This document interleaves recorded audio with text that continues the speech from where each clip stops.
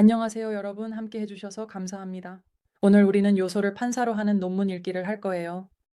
이건 설문지 논문이라서 많은 정보를 다루고 있어요. 닉과 저는 그중 일부를 살펴볼 거예요. 전부는 아니고요. 그래서 우리는 꼭 그 논문을 살펴보시길 추천합니다. 하지만 우리가 중요한 정보와 여러분이 정말 신경 써야 할 것들을 많이 정리한 것 같아요. 시작하기 전에 간단한 소개를 할까요? 닉 먼저 시작해 볼래? 네, 제 이름은 니콜라스 반 네스트입니다.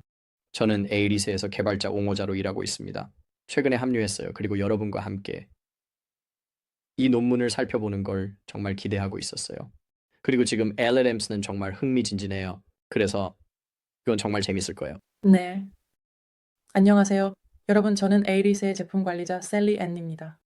저는 하루에 많은 시간을 우리 AI 어시스턴트 코파일럿 작업에 썼어요. 그래서 이 자료의 많은 부분은 제가 매일 생각하는 것들이에요. 저는 새로운 평가를 만들고 그것들을 사용하고 있어요. 그래서 요소를 판사로 하는 것은 확실히 강력한 기술이에요. 그리고 제가 우리 제품 작업을 하지 않을 때는 업계에서 이와 관련해 많은 지식을 가진 고객들과 함께 일하고 있어요. 그래서 정말 기대돼요. 시작해 볼까요? 그럼 시작해 볼까요? 좋아요. 좋아요. 시작하기 전에 말씀드릴게요. 우리는 이게 상호작용적이길 원해요. 그래서 질문이 있거나 우리가 좀 더 이야기해줬으면 하는 내용이 있거나 언급되지 않은 어떤 주제에 대해 이야기하고 싶다면 Q&A나 채팅에 자유롭게 남겨주세요. 우리는 그걸 보면서 진행하면서 실시간으로 답변도 할 거예요. 그리고 마지막에 좋은 토론을 할 수 있도록 시간을 좀 남겨두려고 해요. 하지만 우리가 액션 페이퍼에 들어가기 전에 조금 새로운 걸 시도해 보려고 해요. 최근 몇 번의 논문 읽기에서는 먼저 AI 산업 업데이트를 조금 해볼 거예요. 이 산업이 정말 빠르게 변화하고 있어요. 저는 모든 것을 따라잡는 게 조금 힘든 것 같아요. 그래서 같은 기분을 느끼는 분들이 분명히 있을 거예요. 그래서 우리가 보고 있는 멋진 것들을 몇 가지 언급하고 싶었어요. 제가 여기 나열한 첫 번째는 구글 딥마인드의 출시 제미니 2.0이에요. 그리고 프로젝트 아스트라. 이번 출시에서 정말 흥미로웠던 점은 그들이 에이전틱 시대를 위해 설계된 AI 모델을 특별히 언급했다는 거예요. 지난 6개월 동안 에이전트들이 점점 더 인기를 얻고 있는 것 같아요. 그들에 대한 콘텐츠가 정말 많이 보이고 그들에 대한 프로젝트도 많이 보이고 있어요. 그래서 구글이 이 에이전틱 시대를 이렇게 구체적으로 언급하는 걸 보니 흥미롭네요. 그리고 저는 거기서 어떤 다른 것들이 나올지 정말 기대돼요. 두 번째로 애플이 브로드컴과 협력해서 자체 AI 프로세서 칩을 개발하고 있다는 소식이에요. 이건 비밀이 아닐 거예요. 엔비디아는 AI 프로세서 칩의 주요 공급업체예요. 그래서 애플이 그곳에 플레이어로 합류하는 걸 보는 게 흥미롭네요. 저는 우리의 인프라, 즉 AI 칩이 우리가 모델로 이룰 수 있는 것과 함께 발전할 거라고 생각해요. 그래서 개인적으로 그 성장이 정말 기대돼요. 그리고 마지막으로 만약 아직 보지 못하셨다면 오픈 AI가 12일간의 AI 출시를 하기로 결정했어요. 오늘이 10일째인 것 같아요. 오늘이 10일째인 것 같아요. 여기에는 그걸 추가하지 않았어요.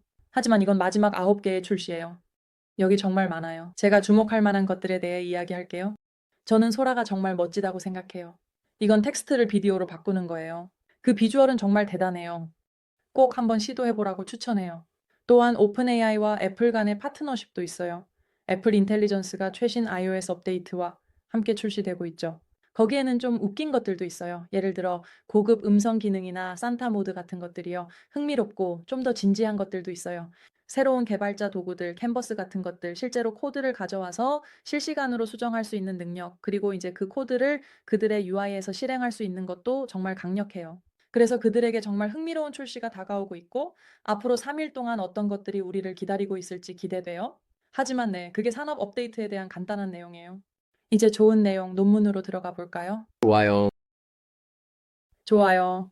그래서 LLM이 판사로서 어떤 건지 잘 모르는 분들이 계실까 봐 간단히 소개를 해보려고 해요. 그래서 그들의 목적은 LLM 애플리케이션의 출력이나 사실상 어떤 부분이든 품질, 관련성, 정확성을 평가하는 거예요. 이건 몇 가지만 소개한 거예요. 나중에 더 많은 내용을 다룰 거예요. 응용 프로그램이 정말 많지만 기본적으로 이건 모든 LLM 애플리케이션에 적용될 거예요. 이 특정 논문에서는 요약, 대화, 코딩 같은 것들을 언급하고 있어요. 사람들이 LLM을 판사로 사용하고 싶어 하는 이유는 인간 주석과는 달리 확장 가능하고 일관성이 있기 때문이에요.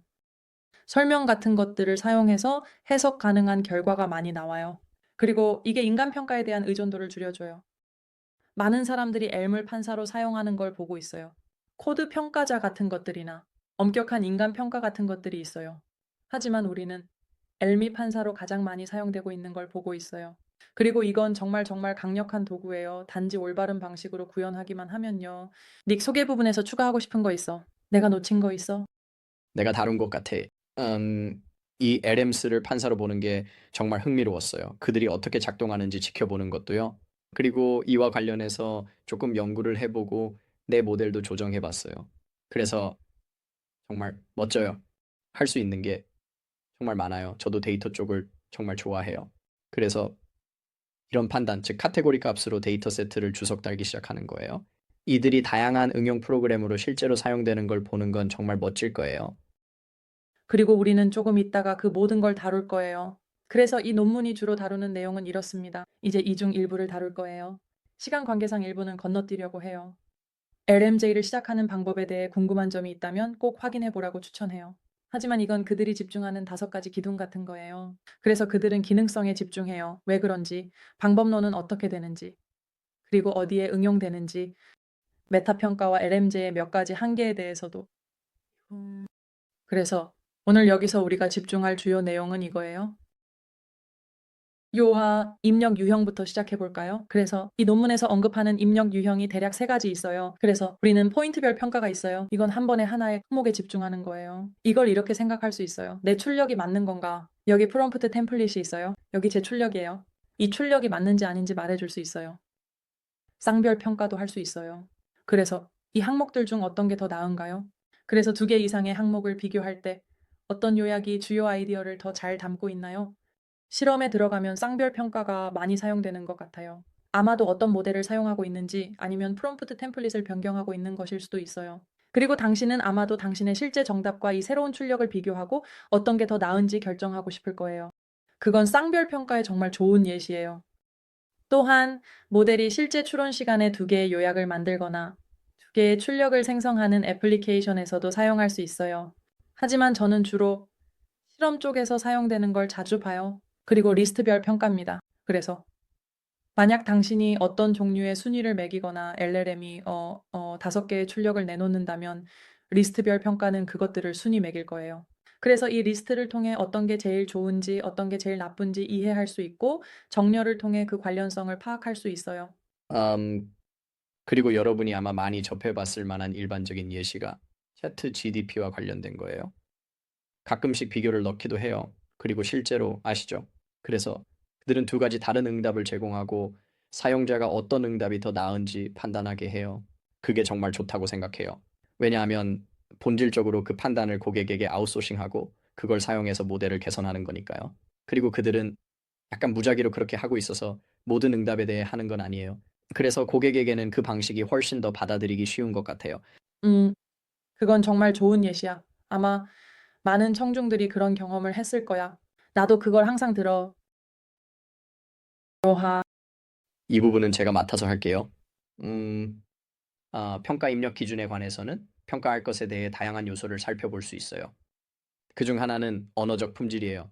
예를 들어 유창성, 일관성, 문법적 정확성, 간결함, 그리고 내용의 정확성 같은 것들이 있을 수 있죠. 그래서 당신은 입력이 있고 제공된 맥락이 있을 거예요. 그리고 나서 LLM 애플리케이션이 생성하는 응답이 있죠. 당신은 이 LMS가 그냥 위에 앉아 있고 만들어진 사실이나 너무 과도한 설명 같은 걸 찾고 있는 상황이에요. 그리고 나서 작업에 특화된 지표가 있어요. 예를 들어 정보성, 완전성, 다양성 같은 것들이죠. 예를 들어 다양한 응답 세트를 원한다고 가정해보죠. 단순히 특정 제품에 대한 제안 하나만 원하는 게 아니라 여러 제품이 언급되기를 원한다는 거예요. 그건 당신이 살펴볼 수 있는 것일 수 있어요. 그리고 사용자 경험이죠. 그래서 출력이 사용자에게 얼마나 유용하거나 직관적으로 느껴지는지를 말하는 거예요. 그래서 이 핵심 포인트는 이건 단지 예시일 뿐이지만 올바른 기준은 애플리케이션의 맥락과 이해관계자들의 입력에 따라 달라진다는 거예요. 셀리, 나는 네가 이 점을 많이 강조한다고 생각해. 정말 그래. 고객과 통화하거나 커뮤니티의 사람들과 이야기할 때 이런 불신이 있어요. LM을 판사처럼 다루는 거죠. 일하는 것 같지 않은 사람들도 있어요. 맞죠? 그리고 저는 사람들과 정말 깊이 파고들어요. 정말로 느끼는 건 그들이 자신의 애플리케이션에 맞는 올바른 기준이 무엇인지 정의하는 데 시간을 들이지 않는다는 거예요. 그리고 이해관계자들의 입력을 활용하는 아이디어가 정말 정말 중요하다고 생각해요. 그래서 누군가가 시작하기 전에 LM을 시작하는 것에 대해 말하는 거예요. 평가의 판사로서 저는 항상 그들이 시간을 내서 이해할 것을 제안해요. 성공 기준은 도대체 어떤 모습일까요? 그들의 애플리케이션이 잘 작동한다는 건 무슨 의미일까요? 그냥 질문에 올바르게 대답하는 건가요? 특히 에이전트와 관련된 것에서는 질문이 올바르게 대답되는지 이해하는 것뿐만 아니라 올바른 기능 호출이 이루어졌는지도 확인하고 싶어요. 이 함수가 올바른 인자를 가지고 있었나요? 당신의 시스템을 완전히 이해하는 거죠. 저는 여기서 LM을 판사로 사용하려고 생각하는 누구에게나 그 기준에 대해 깊이 파고들고 정말로 정의하는 시간을 가지라고 강력히 추천해요. 그리고 나서 당신의 프롬프트 템플릿을 만들어 보세요.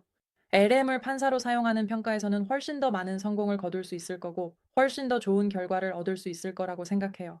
음, 그래서 네, 그거야. 그게 제가 거기서 얻은 교훈이에요. 대단해. 우리 중 많은 사람들이 이걸 잘 알고 있어요. 사용할 수 있는 다양한 종류의 참조가 있어요. 참조 기반 평가를 사용할 수 있어요. 본질적으로 이걸 RAG라고 생각할 수 있지만 다른 종류의 큐레이션된 데이터도 사용할 수 있어요. 그건 단순히 데이터베이스에서 끌어오는 게 아니에요. 당신의 프로덕션 애플리케이션에서 오는 트레이스가 있을 수 있고 그 다음에 수동으로 제공한 데이터가 있을 수 있어요. 또한 참조 없는 평가도 있어요. 이건 모델에 내장된 정보만 사용하는 거예요. 그래서 두 가지 모두 매우 가치 있어요. 출력 측면에서 우리가 일반적으로 주로 생각하는 것은 기본 출력이에요. 그래서 당신의 프로덕션 모델이 응답을 생성하고 그 다음에 당신의 LLM이 있어요. 판사가 위에 앉아 점수나 순위를 생성하거나 범주를 지정하고 있어요.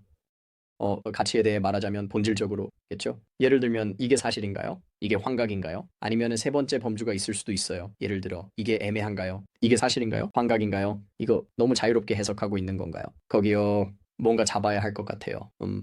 또한 설명 같은 다른 출력도 있을 수 있어요. 그러니까 이건 특정 범주가 왜 주어졌는지에 대한 설명이 될 거예요. 그리고 피드백 같은 것도요. 그래서 당신의 프로덕션 앱이 생성하는 응답을 가지고 어떻게 개선할 수 있을까요? 그리고 이건 감사 가능성과 관찰 가능성 측면을 더해줘서 당신이 애플리케이션을 빠르게 이해하는데 정말 도움이 될 수 있어요. 그러니까 누군가가 입력과 출력을 살펴보고 그에 대해 판단을 내릴 수 있어요. 하지만 여기 이렇게 추가된 텍스트가 있으면 결과가 왜 주어졌는지 정확히 알 수 있어요. 그걸 훨씬 더 간단하게 만들 수 있고 작업할 수 있는 훨씬 더 풍부한 데이터 세트를 제공할 수 있어요. 평가 시스템에 관해서는 고전적인 예가 단일 LLM 시스템이에요. 그래서 그런 시스템은 간단하고 확장 가능해요. 그런 걸 자주 보게 될 거예요. 또한 다중 LLM 시스템도 있을 수 있어요. 그래서 그건 협업이나 경쟁 같은 거예요. 서로 다른 LLM들이 응답을 만들고 그 중에서 가장 좋은 응답을 평가하는 시스템이 있을 수 있어요. 그리고 그 다음에 제가 정말 좋아하는 예는 인간 AI 협업 시스템이에요. 그래서 이 시스템은 인간이 당신의 언어 모델의 응답을 심사관처럼 보고 그 응답이 올바른지 판단하는 시스템이에요. 그리고 제가 아까 예를 들었던 것처럼 엔지니어가 에리스 플랫폼을 사용해서 수동으로 주석 작업을 하면서 그런 일이 일어날 수 있어요. 또한 에리스에는 여러분이 할 수 있는 많은 기능이 있어요. 고객에게 그런 걸 제공하고 고객으로부터 데이터를 수집해서 인간 평가가 포함된 정말 풍부한 데이터셋을 만드는 거예요. 네. 저는 이 인간 AI 협력이 정말 중요하다고 생각해요. 그게 근본이 기준이 되어야 한다고 봐요. LLM을 심사관으로 사용하는 게 좋아요. 그러면 시간과 돈을 절약할 수 있어요. 하지만 평가가 잘못되는 부분을 파악하기 위해서는 그 과정에 인간이 개입해야 해요. 그리고 제가 자주 이야기하는 또 다른 점은 평가가 설정하고 잊어버리는 게 아니라는 거예요. 당신이 옳다고 생각하는 기준을 설정하고 그걸 관찰하는 거예요. 그리고 당신은 이 평가 기준을 조정하고 시간이 지남에 따라 개선해 나갈 거예요. 그걸 가장 잘할 수 있는 방법은 데이터예요. 그래서 당신이 설명하고 있는 건 뭐냐면 이걸 할 수 있는 방법이 있어요. 주석을 달고 데이터셋에 저장한 다음 그걸 사용해서 실제로 평가 템플릿을 최적화할 수 있어요. 하지만 그게 근본이 기준이라고 생각해요. 사실 청중으로부터 숫자 결과에 대한 질문이 있어요. 그게 올바른지에 대한 피드백 메커니즘이 있나요? 아니면 말이죠. 그리고 제가 이 부분에서 언급하고 싶은 한 가지는 닉 당신이 이미 조금 언급했을 수도 있는 부분이에요. 우리는 확실히 A룸을 심사관으로 사용할 때 범주형표를 사용하는 걸 추천해요. 우리는 이와 관련된 연구가 좀 있고 다른 논문들도 발표된 게 있어요. 에룸는 숫자 결과를 생성하는데 그다지 잘하지 못해요. 그게 맞는지 아닌지 아는 게 정말 어렵거든요. 평가하려는 내용에 따라 다르죠.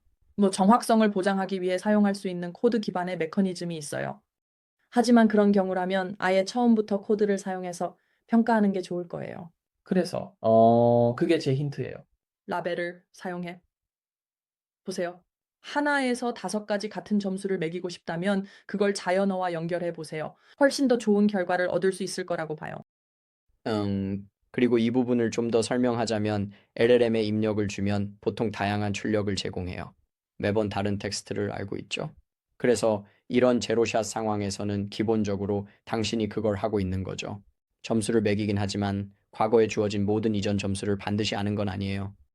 그래서 알다시피 종종 추적 간에 나란히 비교를 하는 게 더 나은 응답이 어떤 건지, 더 나쁜 응답이 어떤 건지에 대한 이해를 더 잘할 수 있게 해줘요. 그런 것들은 당신이 살펴볼 수 있는 것들이에요. 하지만 네, 가끔은 루브릭이 있는 게 도움이 되기도 해요. 예를 들어 0에서 1까지의 점수는 이런 특성을 가지고 있고, 그래서 5까지의 점수는 이런 특성을 가지고 있다는 식으로요.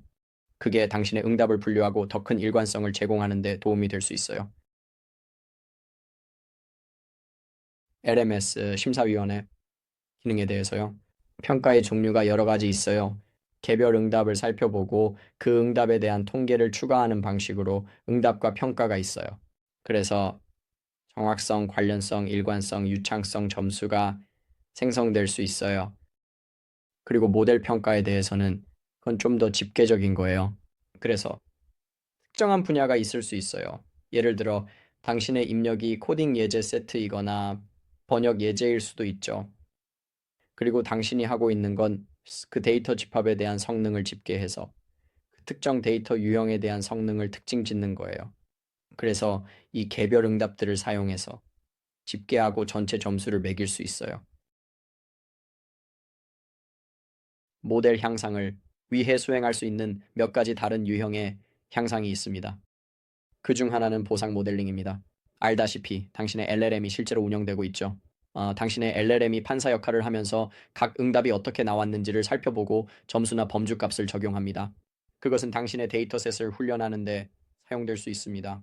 그리고 Easy Arise가 데이터셋을 쉽게 정리할 수 있게 해주는 게 정말 마음에 들어요. 그리고 정말로 무엇을 구체적으로 지정할 수 있는지요. 알다시피 그 미래 훈련을 위해 사용하고 싶은 추적 세트나 레이블입니다. 또한 LLM이 검증자로서 다양한 응답을 살펴보고 가장 좋은 응답을 찾는 역할을 할 수 있습니다. 예를 들어 고객들이 자주 같은 질문을 하고 당신의 LLM이 자주 응답을 하는 경우를 생각해 보세요. 그러면 가장 브랜드에 맞고 가장 제품에 맞는 응답이 있을 수 있죠. 사용자에게 전달하려는 모든 다양한 것들, 그리고 그들에게 가능한 최고의 경험을 제공하는 것이죠. 그래서 LLM을 판사로 사용할 때 실제로 그렇게 할 수 있습니다. 가장 좋은 응답을 선택하고 그런 결과를 선호하는 모델을 조정하면 정말 유용할 수 있습니다. 그럼 마지막은 개선을 위한 피드백입니다. 그래서 당신의 LLM이 실제로 운영되고 있고 결과를 생성하고 있습니다. 당신의 LLM이 판사 역할을 하면서 그 결과에 대한 피드백을 생성하고 제안을 합니다. 그런 다음 그 피드백을 반영하기 위해 하위 모델을 조정하는데 사용할 수 있습니다. 그리고 데이터 구축에 대해 이야기하자면 저는 여기서 데이터가 정말 좋습니다. 그래서 이 슬라이드가 사실 제가 가장 좋아하는 슬라이드입니다. 데이터 주석 달기에서는 종종 GPT-4가 군중 작업자보다 더 나은 성과를 내는 경우가 있었습니다. 또는 다른 LLM을 사용해서 본질적으로 높은 정확도로 레이블을 자동화할 수 있습니다. 데이터 품질 향상을 위해서 예를 들어 당신의 운영 앱에서 생성된 응답이 있다고 가정해보죠. 그 응답의 카테고리를 지정하고 싶을 수 있습니다. 알다시피 그게 사실이었나요? 환각이었나요? 당신이 할 수 있는 것은 논리적인 설명을 강요하는 것입니다. 예를 들어 이 텍스트의 이 부분이 입력에 포함되어 있었기 때문에 사실이라고 할 수 있죠. 그리고 그게 레이블을 제한하게 할 수 있습니다. 그래서 그렇게 하면 단순히 맥락 없이 레이블만 받는 게 아니라 실제로 자연어로 설명된 논리적인 과정을 받는 거예요. 그걸 훈련 목적으로 사용할 수 있어요. 그리고 이것은 레이블링 자체, 즉 레이블링의 성능을 향상시킬 수 있습니다. 제가 정말 멋지다고 생각하는 것은 능동학습입니다. 그래서 다시 범주적인 예를 사용할 거예요. 본질적으로 당신이 판단해야 할 카테고리, 즉 사실과 환각이 있을 때 모호함이 있는 사례나 흔적이 있을 수 있습니다. 그리고 당신의 RM이 실제로 운영되고 있을 때 그 부분에서 명확하게 좋은 구분을 할 수 없을 수도 있습니다. 그래서 당신이 하는 것은 그 불확실성의 예에 집중하고 그걸 특별히 인간 레이블러에게 보낼 수 있다는 거예요. 그리고 그게 돌아오면 그걸 모델 훈련에 사용할 수 있습니다. 그래서 본질적으로 당신이 하고 있는 것은 필요한 레이블링 비용을 줄이고 있는 거예요. 왜냐하면 당신은 불확실한 흔적이 있는 사례만으로 데이터 세트를 선별하고 있기 때문이에요. 그리고 서로 다른 카테고리 사이의 경계를 훨씬 더 명확하게 만드는 것이 정말 마음에 들어요. 그거 진짜 멋지다고 생각해. 데이터 합성을 위해서 합성 데이터 세트를 생성하는 것이 정말 효과적일 수 있어요. 당신이 좋아할 수도 있어요. 예를 들어 데이터 세트에 편향이 있다고 가정해 봅시다. 성별 편향이나 종 편향 같은 것일 수 있어요. 그리고 모든 관련자에게 좋은 고객 경험을 제공하고 있는지 확실히 해야 해요.